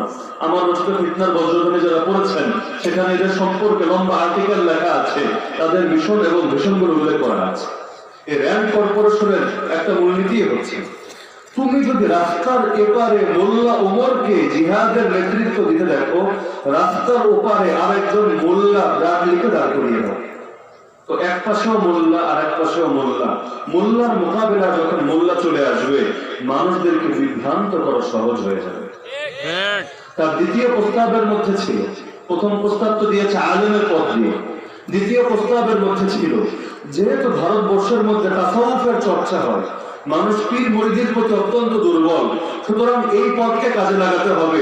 একজন ব্যক্তিকে নির্বাচিত করতে হবে যে বংশানুক্রমিক ভাবে কি করার পর সেই লোকটাকে বিভিন্ন সুযোগ সুবিধা দিয়ে তাকে বড় ধর্মীয় ব্যক্তিত্ব, সেলিব্রিটি পার্সন হিসেবে সমাজের মধ্যে প্রতিষ্ঠিত করতে হবে। নির্ধারিত সময় যাওয়ার পর তাকে দিয়ে নবী ঘোষণা দিতে হবে এবং সে নিজেকে নবী ঘোষণা দেওয়ার পর নতুন শরীয়ত মানুষের সামনে নিয়ে আসবে, যেই শরীয়তের মধ্যে জিহাদ থাকবে। তো এর জন্য তারা গোলাম আহমদ কাদিয়ানী নাম শুনেছেন সবাই? শেরপুরে কিছুদিন আগে সফরে যখন আসলাম তখন শুনলাম কাদিয়ানীদের এখানে ভালো মেহনত আছে, সারা দেশের মধ্যেই মেহনত, এমনকি অর্থনৈতিক ভাবেও তারা অনেক এগিয়ে। তারা যে অর্থনৈতিক ভাবে এগিয়ে, এর পেছনে আমাদের অধিকাংশের সহযোগিতা বিদ্যমান। আমি যদি এখন জিজ্ঞেস করি এমন কোন মানুষ আছেন যার ঘরে প্রাণের কোনো পণ্য নেই, আরএফএল কোনো পণ্য নেই, এবং তাদের আরো যতগুলো সহযোগী সংস্থা প্রতিষ্ঠান আছে, ওয়াকার আছে, অল টাইম আছে, আরো বিভিন্ন কিছুই তারা সমাজের মধ্যে আবিষ্কার করেছে, রিল পাউডার বের করেছে। এমন মানুষ কে আছেন যার ঘরে এদের কোনো প্রোডাক্ট নেই? দেখা যাবে হয়তো, আমি হাত তুলতে বলবো না, দেখা যাবে হয়তো এমন একজন মানুষও পাওয়া যাবে না যে বলবে তাদের কোনো কিছু আমি গ্রহণ করিনি। অথচ এই প্রাণ, আরএফএল, অল টাইম, আরো যত কিছু আছে, পত্রিকার মধ্যে দৈনিক মানব জমিন, তো এরকম বিভিন্ন ক্ষেত্রে এগুলো আমরা সবাই জানি যে এগুলো কাদিয়ানীদের হাতে প্রতিষ্ঠিত। এগুলোর অর্থগুলো তার বিশেষ একটা অংশ, বিশেষ একটা পরিমাণ এই কাদিয়ানী মতবাদ দুনিয়াতে প্রচারিত হওয়ার জন্য ব্যয়। আপনি একটা টাকা দিয়ে একটা প্রাণের পণ্য কিনলেন, তার মানে ইসলামের ধ্বংসে আপনি অবদান রাখলেন। সারাদিন এখানে বসে বসে আমরা আমেরিকার ইসরায়েলের বিরুদ্ধে হুঙ্কার দিই, আর যখন কোনো ভালো জিনিস কিনতে যাই ঘুরে ফিরে সে ইন্দো মার্কিন পণ্যগুলো কিনে নিয়ে আসি, অন্য পণ্যের উপর ভালো আস্থা থাকে না। আমেরিকার ব্র্যান্ড, ইসরায়েলের ব্র্যান্ড, হ্যাঁ এটা তো ভালো হবে। সারাদিন মিছিল করে বিকালবেলা ক্লান্ত হয়ে একটা পেপসির কাপের মধ্যে পেপসি কিনে সেটার মধ্যে একটা চুমুক টান দেই, কারণ দেহের ক্লান্তি দূর করতে হবে। তো সারাদিন মিছিল করছি তাদের বিরুদ্ধে, দিন শেষে তাদেরকে অর্থ দিয়ে সাহায্য করছি যে হে আমেরিকা, হে ইসরায়েল, তোমার হাতে আমি 100 টাকা তুলে দিলাম, এই 100 টাকা দিয়ে তুমি আফগানিস্তানে বোমা হামলা করো, এই 100 টাকা দিয়ে তুমি বাবরি মসজিদকে শহীদ করো, এই 100 টাকা দিয়ে তুমি আমাদের প্রথম কিবলাকে ছিনিয়ে নাও, এই 100 টাকা দিয়ে তুমি মক্কা এবং মদিনা নিয়ে ষড়যন্ত্র করো। তো গোলাম আহমদ কাদিয়ানী, তার বিরুদ্ধে অনেকে আমরা সচেতন, কিন্তু কয়েকজন মানুষ এমন পাওয়া যাবে যে তার বিরুদ্ধে অবস্থান নিয়ে তার সকল প্রকার সম্পর্ক ছিন্ন করেছে। তো ফিরে যাই প্রথম কথায় যে হকের পর যদি মাত্র একজন মানুষ প্রতিষ্ঠিত থাকে, সে একজন মানুষের উম্মাত, সে একজন মানুষের জামাত। লা ইলাহা ইল্লাল্লাহ মুহাম্মাদুর রাসূলুল্লাহ কালেমা শুনেছেন সবাই? সবাই কালেমার সঙ্গে পরিচিত?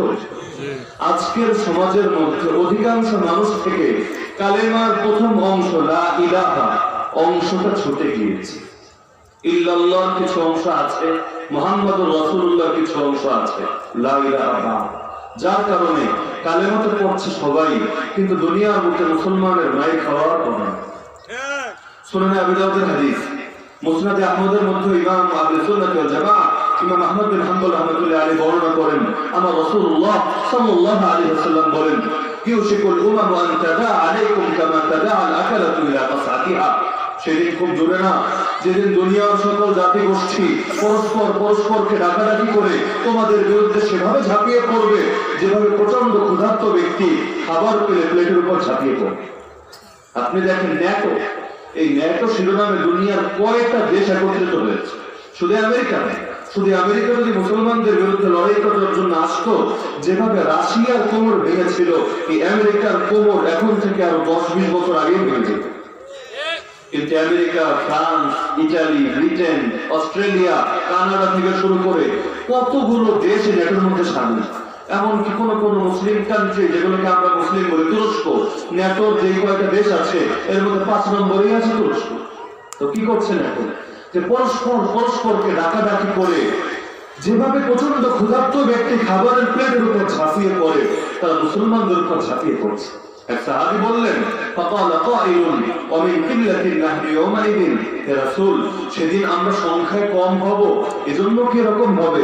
রাসূল বলেন, আরে না, লা বাল আনতুম ইয়াওমাইদিন কাসীর, সেদিন সংখ্যায় তোমরা অনেক বেশি হবে। কিন্তু আচ্ছা, সংখ্যায় রাসূলের যুগে যা ছিলাম তার চাইতে এখন বেশি না কম? বিদায় হজের ভাষণে উপস্থিত ছিল ১৬ লক্ষ। আমার তো মনে হয় শেরপুরেই মানুষের ১৬ লক্ষের বেশি নিশ্চিত। এক দেশের মধ্যেই মুসলমান লক্ষ না, কয়েক কোটি মুসলমান আছে শুধু এক বাংলাদেশের মধ্যে। তারা চায় মুসলমানদের সংখ্যা কম হবে, সবাই যাতে জন্ম নিয়ন্ত্রণ করে, মেয়েরা যাতে বন্ধা হয়ে যায়। তারপর যে পরিমাণ মুসলমান সারা দুনিয়াতে আছে, রাসূলের যুগে যা ছিল তার থেকে হাজার হাজার গুণ বেশি। রাসূল বলছেন সংখ্যা অনেক বেশি হবে, কিন্তু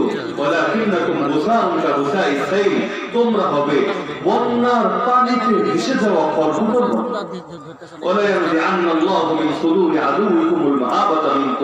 আল্লাহ তোমাদের দুশমনদের অন্তর থেকে তোমাদের ভয়কে উঠিয়ে নেবেন, আর তোমাদের অন্তরের মধ্যে ওয়াহান ঢেলে দেবেন। সাহাবী বলল, হুজুর ওয়াহান তো বুঝলাম না, আমার ওয়াহান ইয়া রাসূলুল্লাহ, হে আল্লাহর রাসূল ওয়াহান কি জিনিস? রাসূল বললেন, হুব্বুদ দুনিয়া ওয়া কারাহিয়াতুল মাউত ফি সাবিলিল্লাহ। ওয়াহান হলো দুই জিনিসের নাম। এক নম্বরে দুনিয়ার প্রেম, দুনিয়ার ভালোবাসা, শুধু দুনিয়াই ভালো লাগে, দুনিয়ার দিকেই নজর আটকে থাকে। আর দুই নম্বরে আল্লাহর পথের মরণ, অর্থাৎ শহীদ মরণকে পছন্দ করে। মুসলমান মরতে চায় না, বাঁচতে চায়, চিরকাল থাকতে চায়, আসল ঘরে যেতে চায় না, যেই ঘর থেকে এসেছে। আব্বা আদম আলাইহিস সালাম এবং হাওয়া আলাইহিস সালাম আগে দুনিয়ায় আসেননি, আগে গিয়েছেন জান্নাতে, আবার কিছুদিন পর ফিরে যাবেন জান্নাতে। মাঝখানে কিছু সময়ের জন্য আল্লাহ পাঠিয়েছেন দুনিয়াতে। তার মানে বান্দারা, তোমাদের তো দুনিয়া থাকার জায়গা না, জান্নাত থেকে পাঠিয়েছি, আবার জান্নাতে ফেরত আনবো। দুনিয়া তো সামান্য সময়ের জন্য পরীক্ষার একটা হল বানিয়েছিল। যেটা বলছিলাম, লা ইলাহা ছুটে গিয়েছে। লা ইলাহা মানে কি? কোন ইলাহ নাই, ইল্লাল্লাহ, একমাত্র আল্লাহ ছাড়া। তার মানে শুধু এক আল্লাহকে মানি, আর কাউকে মানি না। ইবাদত করি একমাত্র আল্লাহ। ইয়াকা না'বুদু ওয়া ইয়াকা নাস্তাঈন, আমরা একমাত্র আপনার ইবাদত করি এবং আপনার কাছে সাহায্য চাই। তার মানে আমার গোলামি, আমার আনুগত্য, আমার ইবাদত, আমার উপাসনা সবকিছু একমাত্র আল্লাহর জন্য বরাদ্দ। আল্লাহ ছাড়া আর কাউকে মানি না। লা ইলাহা একটা তরবারি, রাসূল এই তরবারি দিয়েছেন। যেই তরবারিকে হাতে তুলে নেয়, আল্লাহ ছাড়া বাকি যা আছে সবাইকে অস্বীকার করে। আল্লাহ ছাড়া কোনো মূর্তিকেও মানি না। লাত, উজ্জা, মানাত, প্রবল দেবতা, আরো যত ধরনের দেবতা থাকুক, এমনকি আজকে দেখে আসলাম যীশু খ্রিস্ট এবং মা মেরি তাদের ভাষায়, অর্থাৎ ঈসা আলাইহিস সালাম এবং মারিয়াম আলাইহিস সালামের মূর্তি বানিয়েছে। তো যেদিন লা ইলাহা করেছি, লা ইলাহা তরবারি, সকল মূর্তির গলায় তরবারি চালিয়েছি, কোন মূর্তিকে মানি না। তো কিছু মূর্তি তো আমরা দেখা যায়, আরো কিছু মূর্তি আছে অদৃশ্য, যেমন আল্লামা ইকবাল রহমাতুল্লাহ আলাইহি তারা কবিতার মধ্যে বলেন যে এই জামানার মধ্যে সবচেয়ে বড় মূর্তি হলো দেশ। বলবেন এটা আবার কেমন করে? তার মানে কিছু মানুষ এমন আছে যারা দেশের পূজা করে। কোন ক্ষেত্রে? যখন ইসলাম একদিকে, দেশ একদিকে, তারা বলে ইসলাম জলে যাক, আমরা দেশ মানি। কেউ তার বাপমার পূজা করে। কোরআন বলছো এই জাহাদাকা, আরে তোর বাপমা যদি তোর সঙ্গে জিহাদ শুরু করে, তার মানে কিছু বাপ আছে যারা সন্তানের সঙ্গে জিহাদ করে। কিসের জন্য? ইবাদত করানোর জন্য না, বরং আলা আন তুশরিকা বি, এজন্য যে আমার সঙ্গে শিরক করতে হবে। আল্লাহ বলছেন ফালা তুতিহুমা, এই বাপ মার কথা শোনা যাবে না। কোরআন বলছে সূরা তাওবার আয়াত 10 নম্বর পারা 10 নম্বর পৃষ্ঠার ঠিক মাঝামাঝির আয়াত, ইত্তাখাযু আহবারহুম ওয়া রুহবানাহুম আরবাবা মিন দুনিল্লাহ, তারা নিজেদের আলেম এবং নিজেদের পীরদেরকে আল্লাহকে বাদ দিয়ে রব বানিয়ে নিয়েছে। তার মানে কিছু মানুষ এমনও আছে যারা পীর পূজা করে। আল্লাহ বলেন একটা, কোন ক্ষেত্রে পীর বলেছেন আরেকটা। তারা বলে আল্লাহ ভুলও বলতে পারে, পীরকে বলে। কোন ক্ষেত্রে কিছু উলামায়ে সু, সর্বযুগে তাগুতের পকেটের মধ্যে কিছু আলেম থাকে, কোন জামানার মধ্যে সেই মির্জা কাদিয়ানির মতো লোক থাকে, কোন জামানায় মির্জা হাকিমের মতো লোক থাকে, কোন জামানায় আব্দুল্লাহ বিন উবাই বিন সালুলের মতো লোক থাকে। এক এক জামানার মধ্যে এক এক ধরনের লোক থাকে। তারা শাসকের পক্ষে বিভিন্ন ধরনের কার্যক্রম পরিচালনা করে। তো কিছু মানুষ তাদের পূজা করা শুরু করে, আল্লাহ তো লা ইলাহা মানে হলো একমাত্র আল্লাহর বিধান মানি, আর কারো বিধান মানি। কারণ আমাদের সবচাইতে বড় পরিচয়, প্রকৃত পরিচয়, আমরা আল্লাহর গোলাম এবং তার খলিফা। এই খলিফা শব্দ শুনে ভয় লাগছে? যে খলিফা আবার কি না কি বলে, জঙ্গি বাহিনী হয়ে। আল্লাহ তাআলা সর্বপ্রথম মানুষ, আমি না, আপনিও না। কে সর্বপ্রথম মানুষ? আরে কে? আদম আলাইহিস সালাম। তাকে বানানোর আগে বলেছেন সূরাতুল বাকারার আয়াত 1 নম্বর পারা 5 নম্বর পৃষ্ঠা ঠিক প্রথম আয়াত। প্রয়োজনে তাফসীরের কিতাব খুলে দেখেন, ওয়াইদ ক্বালা রাব্বুকা লিল মালাইকা ইন্নী জাইলুন ফিল আরদি খলিফা। স্মরণ করো সেই সময়ের কথা যখন তোমার প্রতিপালক ফেরেশতাদেরকে বললেন, পৃথিবীর মধ্যে আমি খলিফা বানাতে যাচ্ছি। তার মানে আব্বা আদম আল্লাহর খলিফা, আমরা যারা তার বংশ থেকে এসেছি তারাও আল্লাহর খলিফা। খলিফা মানে প্রতিনিধি। কেউ 3.5 হাত বডির মধ্যে আল্লাহর প্রতিনিধি, যে দুর্বল, যে অসহায়, যার দুনিয়ার কারোর উপর কোনো ক্ষমতা নেই, শুধু সে তার দেহের মালিক, তো তুমি তোমার এই 3.5 হাত বডির মধ্যে আল্লাহর খলিফা। যার ক্ষমতা আছে একটা ফ্যামিলির উপর, তুমি তোমার ফ্যামিলিতে আল্লাহর খলিফা। যার ক্ষমতা আছে সমাজের উপর, তুমি তোমার সমাজের মধ্যে আল্লাহর খলিফা। যার ক্ষমতা আছে রাষ্ট্রের উপর, তুমি তোমার রাষ্ট্রের ক্ষেত্রে আল্লাহর খলিফা। যদি তুমি বলো আল্লাহর খেলাফত মানে, তাহলে তুমি মুসলমান। আর যদি তুমি বলো আমি মুক্ত স্বাধীন, আমি আল্লাহর খেলাফত মানি না, তাহলে বান্দা তুমি মুসলমানই না। আল্লামা ইকবাল রহমাতুল্লাহ আলাইহি বলেন, मेरी जिंदगी का मकसद तेरे दीन की सरफराजी, मैं इसीलिए मुसलमान, मैं इसीलिए नमाजी। ऐ अल्लाह, আমার জীবনের লক্ষ্য তো একটা, আমি তোমার দ্বীনের পাহারাদারি করব, আর এজন্যই তো আমি মুসলমান, এজন্যই তো আমি নামাজি। তো লা ইলাহা যদি ভিতরে থাকতো, বান্দা একমাত্র আল্লাহ ছাড়া আর কারো সামনে নত হতো না। কাফেরের সামনেও নত হতো না, কুফুরের সামনেও নত হতো না। এই যে আজকাল বিভিন্ন শিরোনামে নতুন নতুন ধর্ম আবিষ্কার হয়েছে, যেগুলোকে ধর্ম নামে সমাজে প্রচার করা হয় না। কারণ মুসলমানকে হিন্দু বানানো কঠিন, খ্রিস্টান বানানো কঠিন, এগুলো খুবই কঠিন। তাহলে তারা দেখলো মুসলমানদেরকে নেক্সট সুরাতে ঢুকাবে। কাউকে আহমদিয়া মুসলিম জামাত বানাবো, আহমদিয়া মুসলিম জামাত মানে কাদিয়ানি। কাউকে অন্যান্য ধর্মের এই জাতীয় যেগুলো ইসলামের নামে চলে, কাউকে বানাও হিজবুত তাওহীদ, আছে না? কাউকে বানাও শিয়া, কাউকে বানাও কাদিয়ানি। এক একজনকে এক একটা জিনিস বানিয়ে দাও, আর যাদেরকে এটা পারবে না তাদেরকে একসঙ্গে 2 নৌকায় পা দাও। 2 নৌকায় পা দেওয়ার মানে কি? কোন লোক সে বলবে না আমি হিন্দু প্লাস মুসলমান, একই সঙ্গে আমি হিন্দু আবার আমি মুসলমান, বলবে। কিন্তু কিছু মানুষ এমন পাওয়া যাবে যারা বলবে একই সঙ্গে আমি মুসলমান প্লাস গণতান্ত্রিক, একই সঙ্গে আমি মুসলমান প্লাস জাতীয়তাবাদী। আমি এটাও মানি যে আল্লাহর ইবাদত করতে হবে, পাশাপাশি এটাও বিশ্বাস করি সকল ক্ষমতার উৎস জনগণ। কি বলে না আজকাল এই কথা? আমি আগেই বলেছি, কথা শুনতে ভয় পাওয়া যাবে না।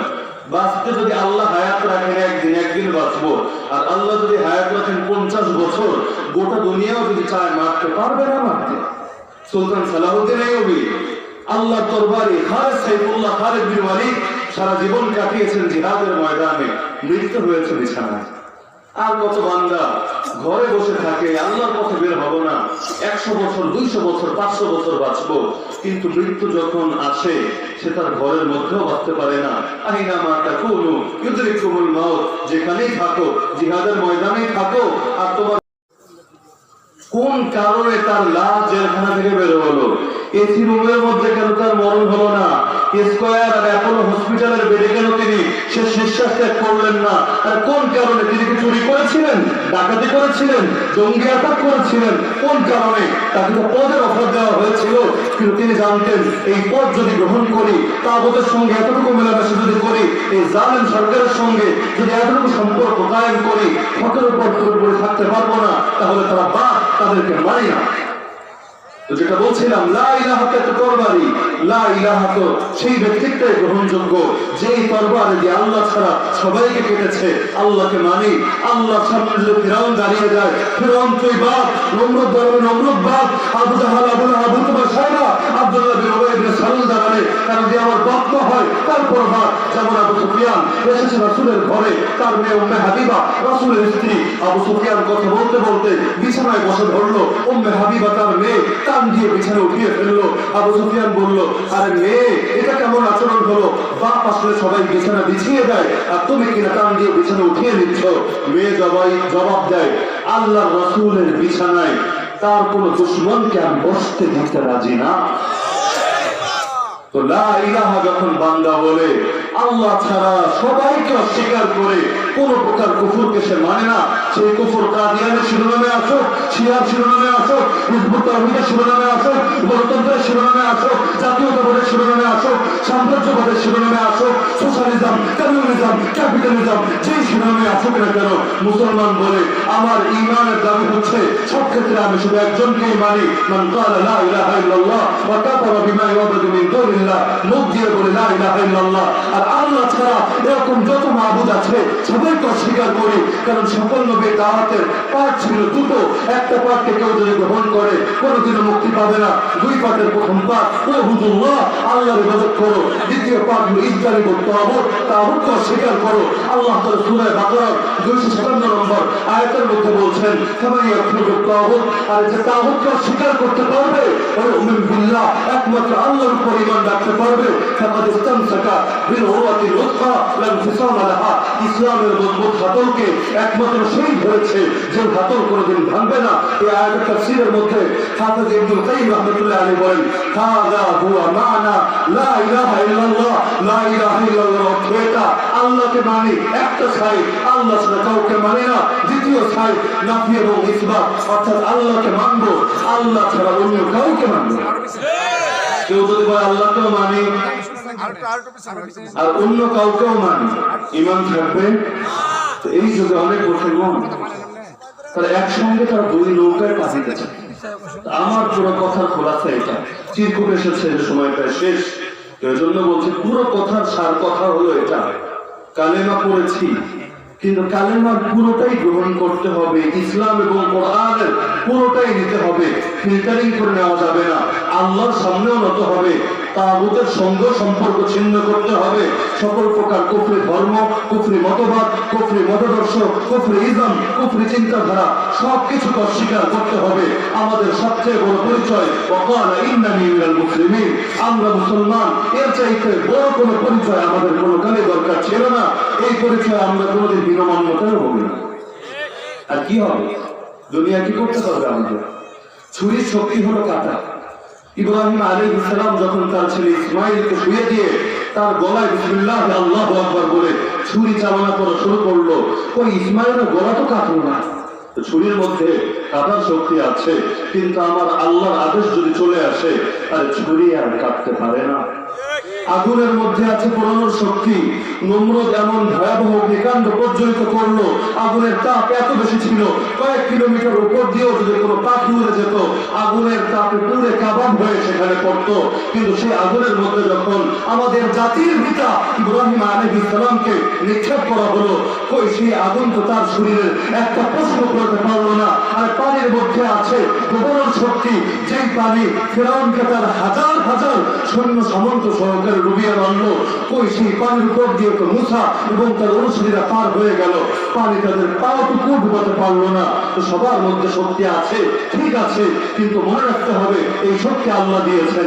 আল্লাহর আদেশ যদি চলে আসে দুনিয়ার কোন শক্তি আমার কিছুই করতে পারবে না। বান্দা তুমি কাকে ভয় করো? কাকে? ওই আমেরিকার ড্রোন, ইসরায়েলের জঙ্গি বিমান, অমুক দেশের ফাইটারকে ভয় করো, কিন্তু তুমি ভাবো না কোন আকাশ দিয়ে এই বিমানগুলো ওরে, সেই আকাশ কার? আর এই বিমানগুলো কত উপরে যাবে, কত উপরে, যত উপরে যাক না কেন কোনদিন তো তোমার রহমানের আরশকে অতিক্রম করতে পারবে না। আরে বান্দা, সকাল থেকে রাত পর্যন্ত একটা বাক্য তোমার মুখ দিয়ে সারাদিন বের করি, আযানে আল্লাহু আকবার, ইকামতে আল্লাহু আকবার, নামাজের মধ্যে আল্লাহু আকবার, এক রকম থেকে আরেক রকমে যাওয়ার সময় আল্লাহু আকবার, নামাজ শেষ হওয়ার পর আল্লাহু আকবার, ঈদগাহে যাওয়ার সময় আল্লাহু আকবার। এতবার বান্দা কেন তোমার মুখ দিয়ে আল্লাহু আকবার বলাই? তুমি কিছু জানো না, কিছু বোঝো না, কিছু ভাবো না? আরে বান্দা, আমি তোমার ভেতরে এই কথা বসাতে চাই, আল্লাহ সবার চাইতে বড়।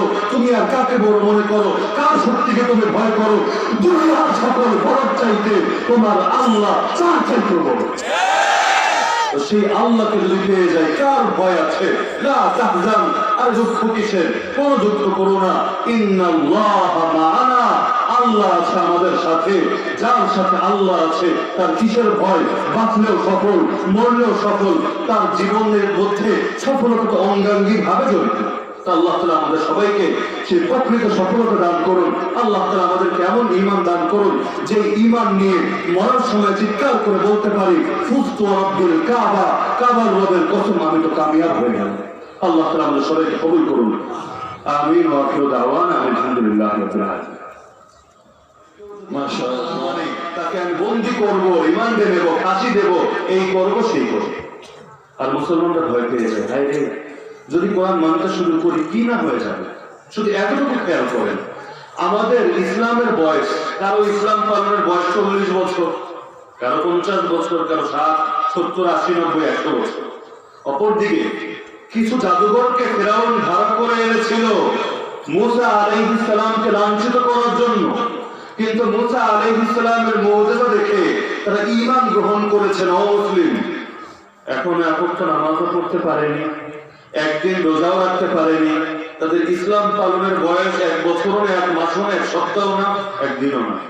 এই নও-মুসলিমদেরকে ফেরাউন হুমকি দিচ্ছে, লাউকাত্তিআন্না আইদিয়াকুম ওয়া আরজুলাকুম মিন খিলাফ।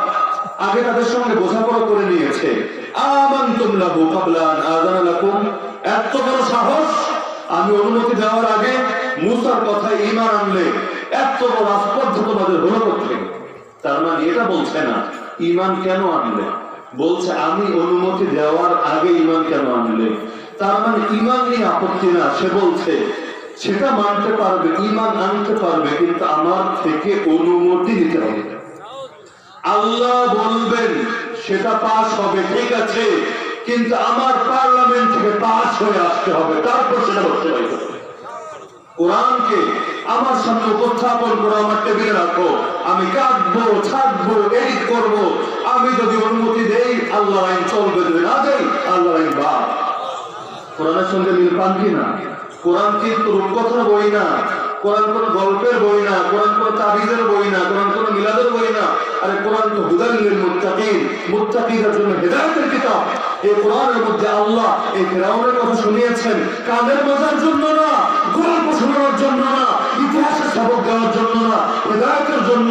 তার মানে বান্দারা, এক ফিরআউন চলে গিয়েছে, হাজার হাজার লক্ষ লক্ষ ফিরআউন কিয়ামত পর্যন্ত আসবে। তো ফিরআউনের মোকাবেলায় যেমন মুসা ছিল, নমরুদের মোকাবেলায় যেমন ইব্রাহিম ছিল, জাদুকরদের মোকাবেলায় যেমন ঈসা ছিল, সাহিত্যিকদের মোকাবেলায় যেমন রাসূল ছিল।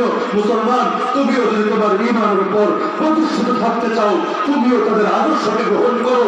কোরআনের কথা বলেছি, তাদের আদর্শ তোমার ভিতর ঢুকানোর জন্য। মুসলমান